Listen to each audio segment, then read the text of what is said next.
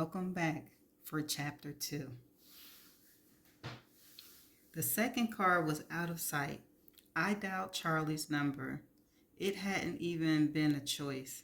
He was the most likely to believe the story. If I could convince him, then he could help me explain it to my parents before they had to go and identify my body. The very idea of my mother and father standing over my body as it lay there on a steel table, I wouldn't think about it because I wasn't going to let it happen. I used the work phone Harold had conveniently provided to call Charlie. He didn't pick up until the third ring. Hello? Charlie, it's me. You aren't going to believe what just happened. No greeting, no frantic, what's wrong? Just dead air. Charlie? Silence. I looked down at the phone to see call failed on the screen. No service. Shit. I walked around the parking lot with my arms outstretched until I saw some bars showing up again and redialed. It rang once and stopped. Hello?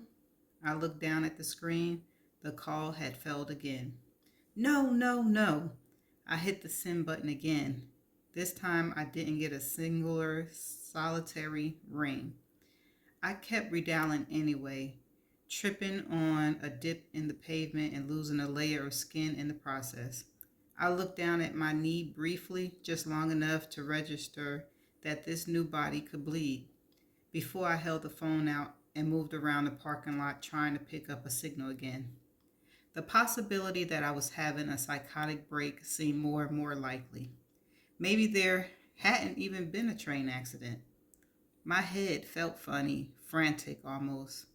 I turned around, taking in a small building in front of me. It looked to have about 20 units, all with their own entrances. I could see the sand dunes on the other side. I looked at the key in my hand. A 3 was handwritten on a tag attached. I knew this area well. It was just a town over from where I've grown up and still lived. More importantly, Charlie's practice wasn't far from here. It was early afternoon. He'd be seeing patients right now. A car pulling in startled me as they leaned on their horn, signaling I was in their way. I moved onto the sidewalk, knowing for certainty wherever I was, humans could see me. Harold had said I wouldn't be a ghost, but if my human body was dead, how could they?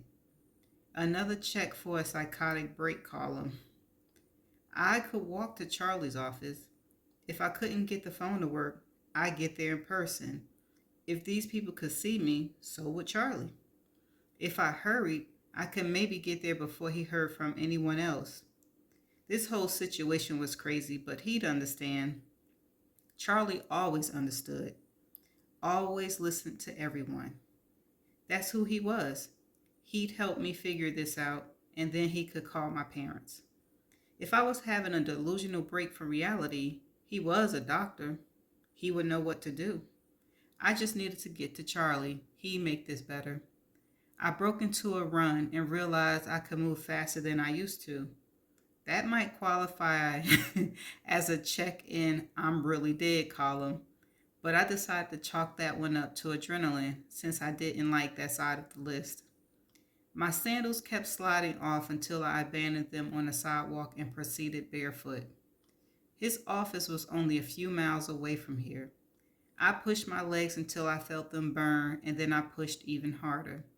If I was dead, I didn't know how long I'd have before they identified the body and started informing the next of kin. And if I was crazy, at least I was getting some air before they locked me up in a padded room. I was dripping sweat by the time I saw his building in the distance. My eyes frantically scanned the lot for his Audi. I was on the verge of crying when I noticed it tucked behind a huge SUV. Almost there, only 500 feet left, and Charlie would help me. I was running across the street when I saw him walk out the door and head towards his car, phone gripped in his hands, keys clenched in the other. His face was a worried scroll. He got in the call. I tried to scream to him, but nothing came out. He was going to get into his car before I could get to him. I was going to miss him. With a last push and everything I had left, I ran into the middle of the driveway exit with my hands up in the air waving. He'd have to run me over if he wanted to get out. His brakes skidded to a stop in front of me, but at least he saw me. He rolled down the window. "Miss, please move. I've got an emergency." He didn't recognize me. I already feared that might be the case. I didn't know what my face looked like, but if my hands were any indication, it would be different as well. How could I explain that one away? A definite check for the "I'm really dead" column. I ran around to his door. Before I could touch the handle, I tripped and skidded to the ground. I looked up to see Charlie's face torn by indecision. I knew he wanted to leave, but that's not who he was. He'd get out and make sure I was okay, a stranger falling on the street. I'd hope he recognized me. That some part of him would feel the connection there, even if I was different. He could not sense me on some level, just a hint of recognition, like when you pass a stranger on the street who you think you know but can't put a name to. But when I looked into his warm eyes, there was nothing, not the tiniest shred of recognition. Would I have known him if the situation had been reversed? I thought I would, hoped I would, but maybe not. Just as I expected, he got out and knelt next to me, scanning me in a clinical way for injuries. "You're okay?" "Just a couple of scrapes. I've really got to go." The second he put a hand to me to help me up, thunder clapped loud in the sky, and then a dark shadowing fell over him. And I knew right then and there, without a doubt, that if I did manage to communicate to him who I was, he would cease to exist as well. It wasn't a knowledge I could explain or put into words, but the moment he touched me, I felt the impending threat to his life. The moment we touched, it was as if death had laid its cloak upon my shoulders. I would be Charlie's demise. It didn't matter what my past was or my future might be. In this moment, I would act as his reaper. I nodded and got to my feet, scrambling to put distance between the only person I thought might have been able to help me. With each inch, the feeling of death receded. Charlie would be safe as long as I stayed away from him. Without another glance at me, he got back into his car, pulled out the driveway. I couldn't move.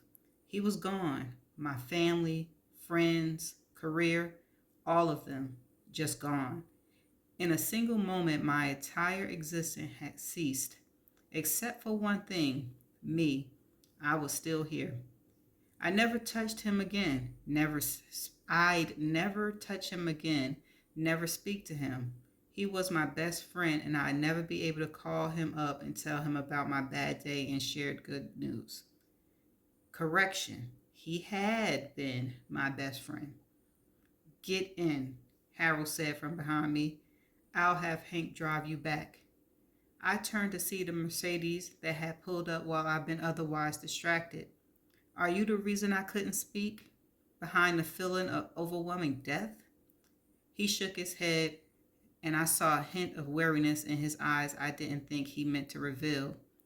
"You give me too much credit. Get in the car. I'll explain." But I couldn't move. It was too much. Everything was too much. I felt like the world was spinning around me and I couldn't seem to breathe. My brain wanted to explode, but couldn't burst through the bony confines of my skull. I was losing my mind. My anchors to life were being torn from me, and there didn't seem to be a thing I can do about it. "No, you tricked me." I stepped away from the Mercedes, but I didn't know where to run. I wanted to run, but had nowhere to go.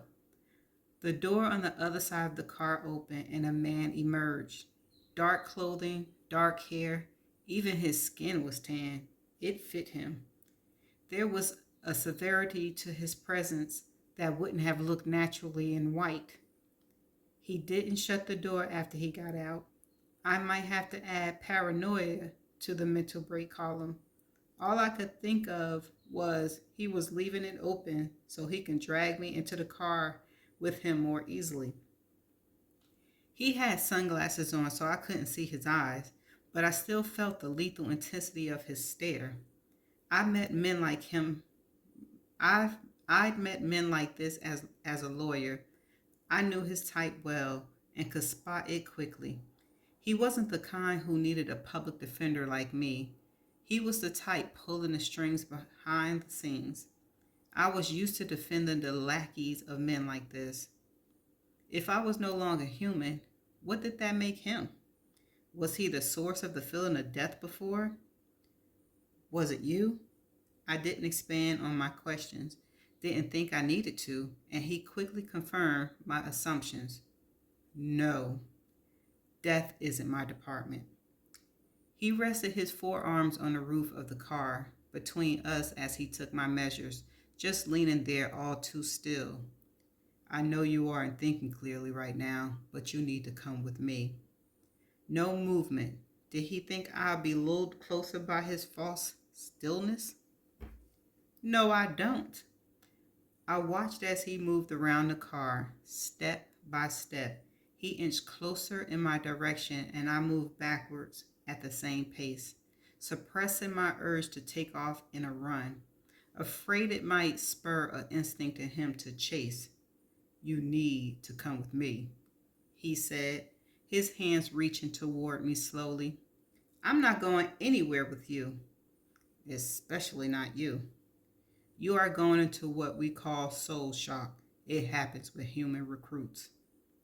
He stopped approaching, stood still, and even put his hands in his hand. Whoa, let me start that again. He stopped approaching, stood still, and even put his hands in his pants pocket. I wanted to scream at him that I studied body language my entire life. His artificial relaxed stance wasn't doing him a bit of good. In fact, it made me positive he was about to pounce. Soul shock? I say by curiosity while I played his game and figured out my next move. Yes, it what happens as your mind adjusts to the transition. He was a study in calmness. Every line of his body, every muscle he possessed was relaxed. He was good at this game of pretend I was better. He walked away a couple of steps, only to circle back and edge in a step closer. Not going to happen. You have to come.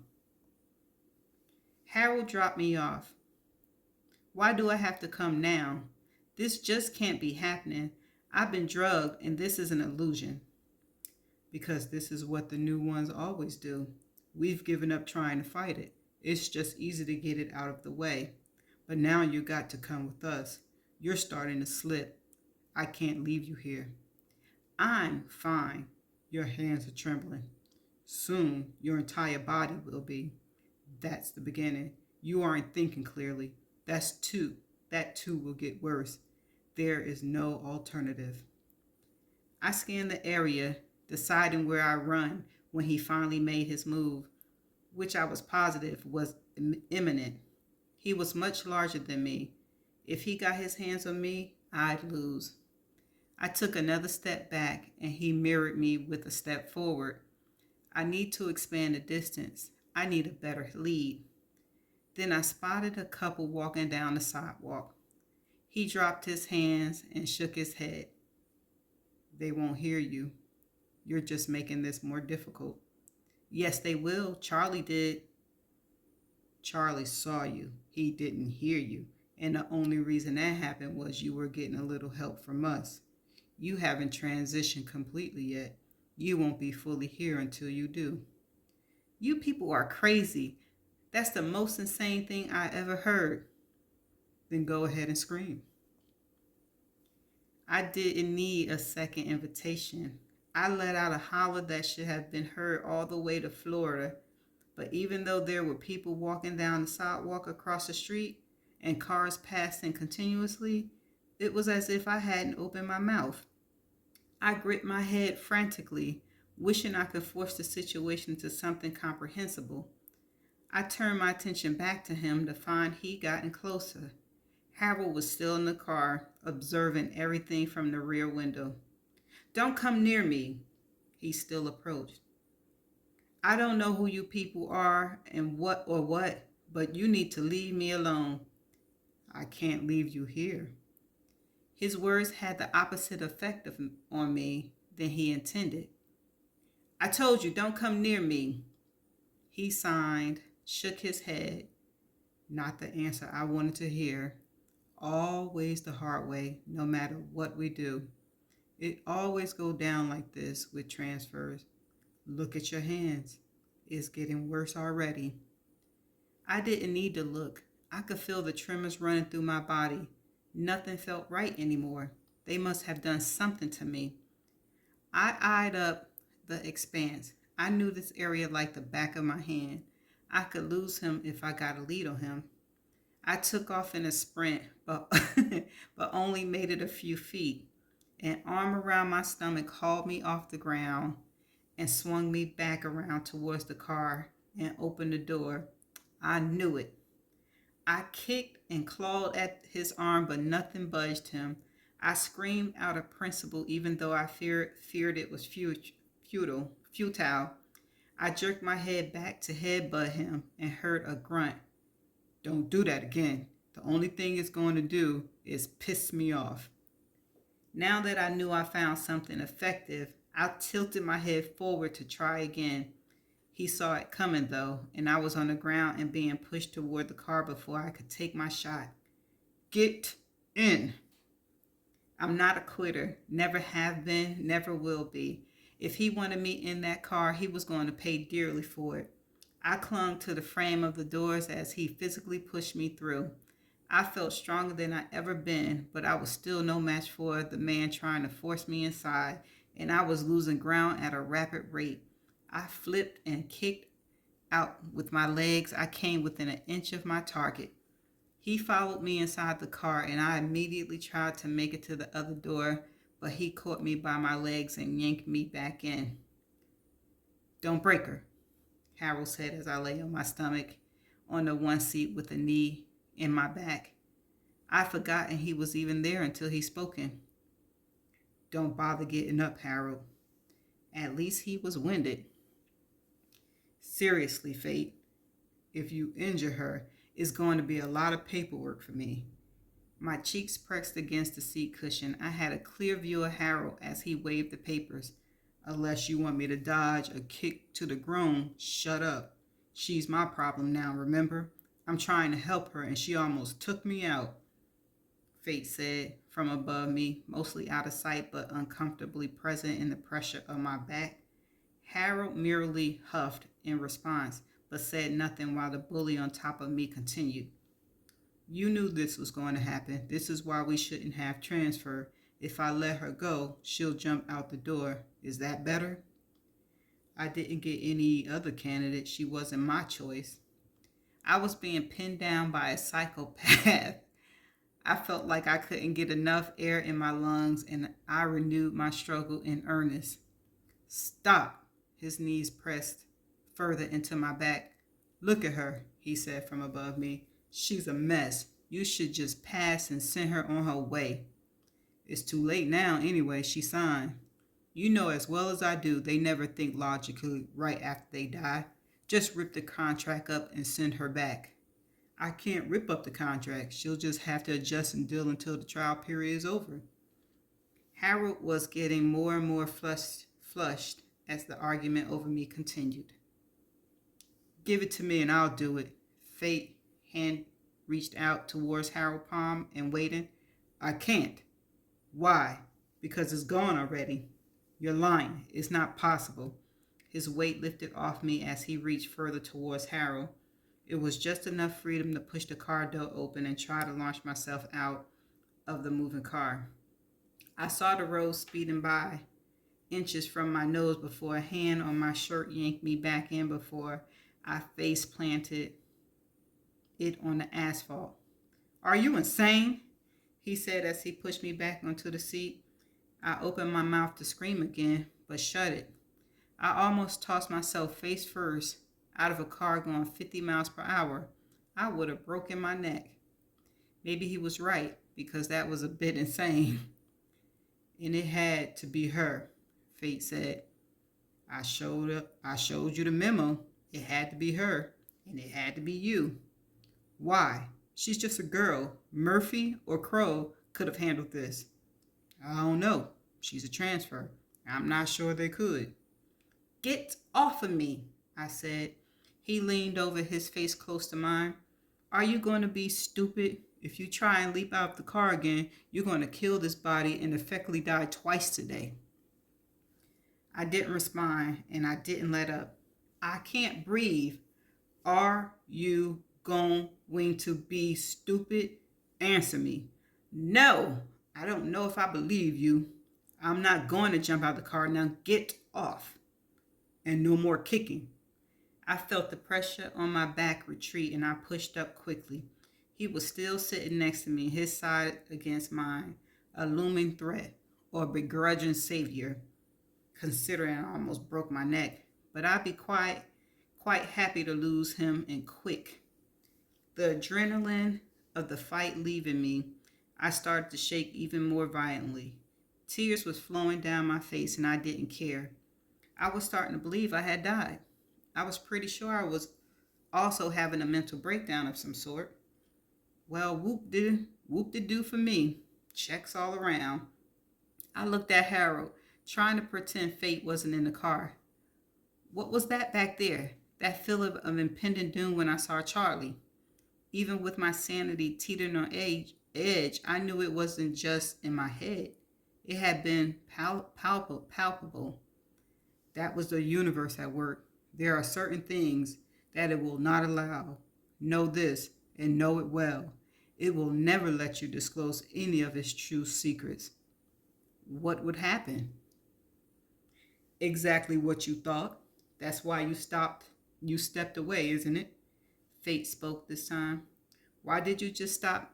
Why did you just drop me off if you knew this was going to happen?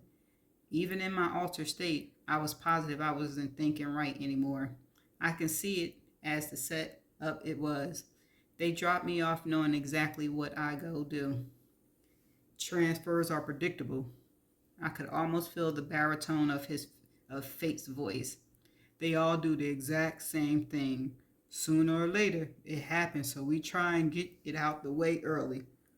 It's normally messy, but not usually this bad. I sat back against the tan leather, tears still streaming down my face, and I realized I made the largest mistake of my life, or death. I was losing my mind, and Harold was still sitting there, his lap full of papers, just another day at the office. Fate didn't budge from my side. I could feel the tension in his body where it pressed against my side. He was waiting for me to do something stupid. I don't want to do this. I kept shaking my head from side to side. I wasn't ready. I don't want to die. I'm too young. Harold shook his head. Few do. Fate shifted next to me. Death isn't reserved for the old. It doesn't sit idly by and wait for you to do everything you wanted. It comes on its own timetable, whether you're ready or not. Then put me back and send me wherever. Send me where I was supposed to go. Harold barely glanced my way before he responded. I can't. Not anymore anyway. Even if I use the trial clause to terminate you, there is a mandatory 30-day period before you are eligible. He shuffled through the papers until he found the one he was looking for. The sheet of paper was slipped in front of my face, his pen pointing to the spot that was bold-faced that I knew stated a time period. I pushed his hand and paper away and looked to the side. 30 days? I'm stuck here on Earth, alive but dead to everyone who matters to me? Yes. A month wasn't that long. I could kill a month. I dragged my hand across my cheek. If you could just drop me off at the condo and pick me up in a month when it's time. No, That won't work. Non-involvement voids the termination clause. I turned to Harold, ready to beg, flat out grovel if need be. I made a mistake. I thought I was going to be able to talk to them. I can't watch them grieve for me. I just can't. I can do anything but that. I knew Texas would have been a better fit. The location doesn't matter. I know they're there. I was having a hard time speaking. My teeth were rattling in my head like I was stuck in a snowstorm. Look at her, Fate said. She might not make it anyway. Not all of them do. There was an edge to his voice that made me want to back further into the corner of the car. You should have passed when you saw it was a transfer. He leaned forward towards Harold and got the impression he wanted to throttle him. The way Harold leaned back, he seemed afraid of that exact thing. How many times do I have to tell you I couldn't? I had to fill the spot. And I have to deal with this. This will run its course in a matter of days. And then I stopped caring what they were saying. Something very bad was happening to me, and I couldn't stop shaking or catch my breath enough to get a word out. I pulled my legs up and tried to strengthen to myself. I closed my eyes and pretended I was alone. I needed to get a grip. Camilla, this will pass, I heard Harold say. And if it doesn't, Fate asked. She's a wreck, and it hasn't even been an hour. Can't imagine what she'll be like tonight. And if she doesn't make it, it's doing irreparable damages. She'll be a nutcase in her next life. We need a karma. She's it, for better or worse, at least for the next 30 days. I wanted to know what he was talking about, but I didn't trust myself to speak. And this was all before the real pain started. And that's the end of chapter 2.